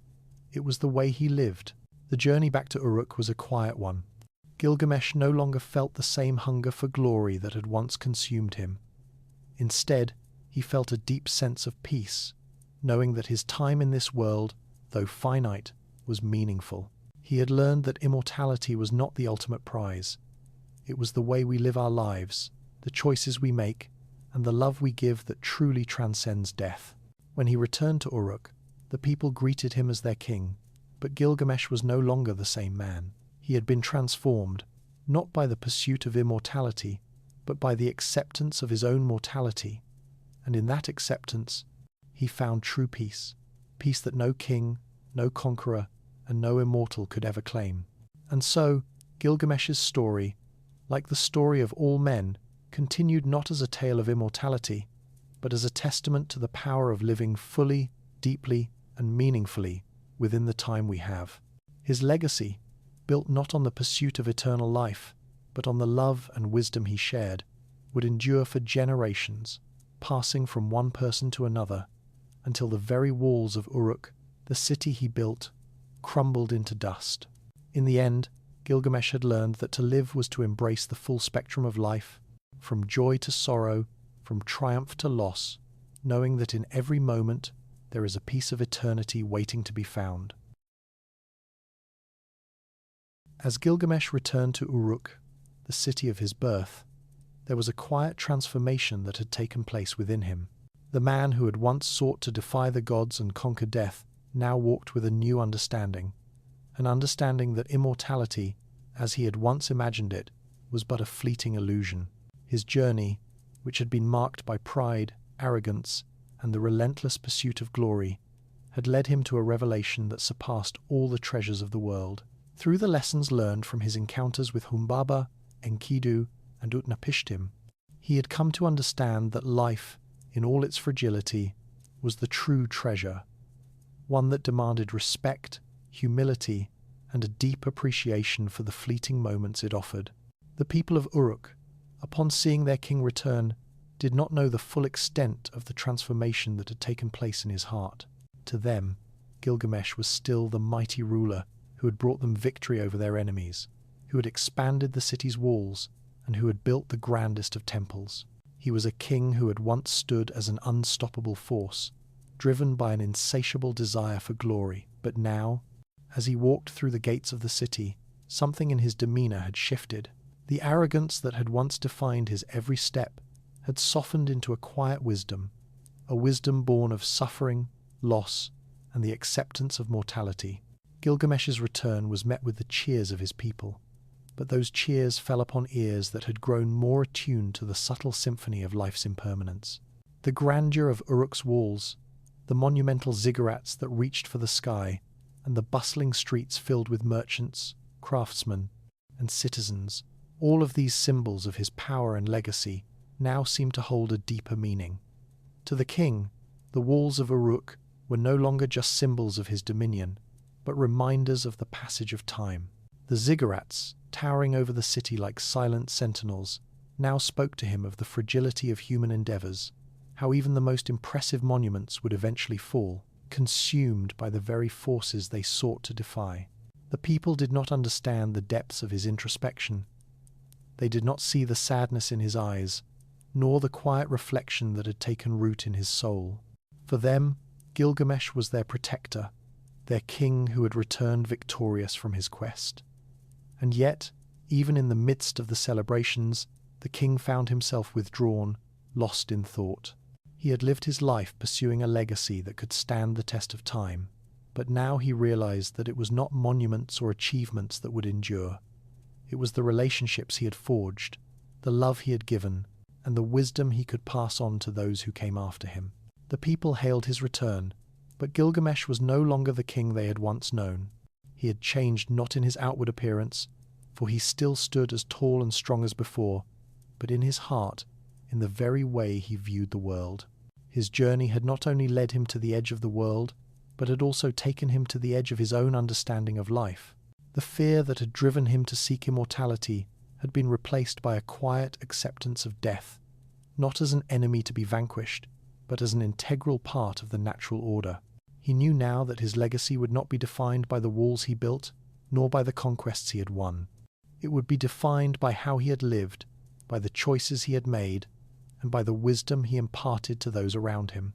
In his final moments, he would not be remembered as a king who defeated monsters or sought to conquer death. He would be remembered as a king who had learned to live, truly live, within the constraints of time and mortality. As he walked through the streets of Uruk, Gilgamesh's thoughts turned to his people, the ones who had placed their faith in him, who had looked to him for guidance and protection.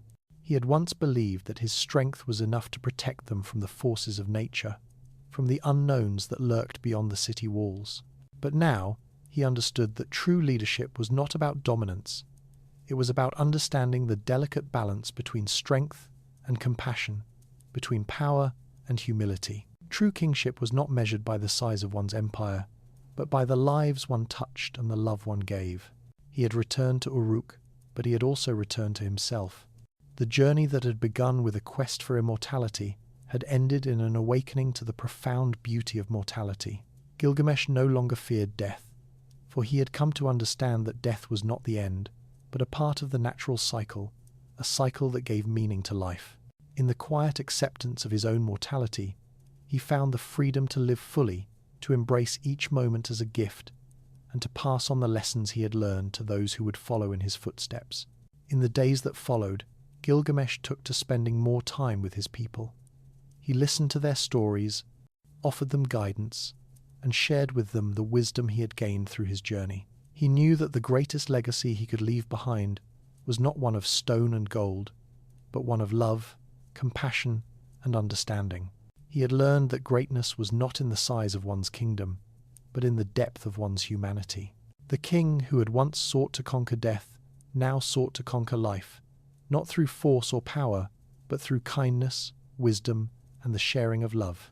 He knew that the walls of Uruk would one day crumble, that the temples would fall, and that the city would be forgotten by time. But the love he had given, the wisdom he had shared, and the relationships he had built would endure long after the last stone had fallen. As Gilgamesh grew older, his body began to show the signs of age, but his spirit remained strong. The fear of death that had once consumed him had been replaced with a quiet acceptance. He knew that his time would come, just as it had for all those who had come before him, but he also knew that in the time he had, he would continue to live fully, to love deeply, and to pass on the lessons of his journey to the next generation. And so, as the years passed, Gilgamesh's story became a legend not of immortality, but of the power of living a meaningful life. His legacy, built not on the pursuit of eternal life, but on the love and wisdom he shared, lived on long after his death, inspiring future generations to seek not immortality, but the fulfillment that comes from living a life well lived. For in the end, Gilgamesh had learned that the greatest achievement of all was not to escape death, but to live in such a way that death would have no power over the legacy we leave behind. The walls of Uruk, like all things, would eventually fall, but the impact of a life lived with love and wisdom would echo through eternity. As the years passed, Gilgamesh's transformation became ever more apparent to the people of Uruk. While they continued to see their king as the powerful figure who had once carved his name into the world, the man they now looked to was different from the one who had first set out on his quest for immortality. His days were no longer filled with battles or grandiose ambitions. Instead, they were filled with quiet moments of reflection, dialogue, and the nurturing of relationships. The walls of Uruk, which had once symbolized Gilgamesh's victories and conquests, now served as a reminder of the transitory nature of human life. His perspective had shifted. The city that had once been a testament to his grandeur now seemed to reflect a deeper truth, that all things, no matter how powerful or enduring they may seem, eventually succumb to time. In the years to come, Gilgamesh would often gaze out over the city from the same walls that had once stood as his pride, contemplating the quiet passage of time, the lives of the people below, and the choices he had made along the way. No longer driven by the impulse to leave behind a legacy of greatness, Gilgamesh found solace in the realization that true greatness was found not in monuments or immortalized names, but in the love, kindness, and wisdom passed down through generations. This new understanding opened him to the beauty of the mundane and the joy of simple human connections. He spent his days conversing with the elders, listening to the stories of his people, and advising the youth, not from a position of supremacy, but from one of shared humanity. It was through these interactions that Gilgamesh came to see the incredible worth of even the smallest acts of kindness. He had once believed that his strength alone could protect the people of Uruk, that through sheer might he could secure their future. But as time wore on, he came to understand that the strength that mattered most was not physical prowess, but the strength to love, to forgive, and to lead with empathy. The great walls of Uruk, now weathered by time, stood as a metaphor for Gilgamesh's own journey. They were no longer symbols of a king's dominance, but reflections of the wisdom he had gained over the years. The city, once teeming with the energy of conquests and celebrations, now thrived on community, trust, and the shared bonds of human experience. Under Gilgamesh's reign, Uruk blossomed into a place where not just the rich and powerful, but every citizen, from the lowest laborer to the most revered elder, could find their voice.